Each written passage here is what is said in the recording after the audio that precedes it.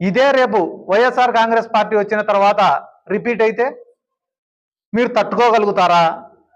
దాడి చేసిన ప్రదేశంలో మేమే ఉంటాం, పరిగెత్తుకుంటే పోలీస్ స్టేషన్ పోతే ఆడ మేమే ఉంటాం, గాయాలతో హాస్పిటల్ పోతే ఆడ మేమే ఉంటాం, చివరికి మీరు నిద్రపోతే కళల్లో కూడా మేమే ఉంటాం.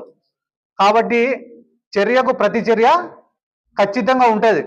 ఎక్కడైనా తప్పు చేస్తేనో, క్రిమినల్స్ చేస్తేనో, క్రిమినల్ యాక్టివిటీస్ చేస్తేనో పోలీసులు చర్యలు తీసుకుంటే అదొక అర్థం.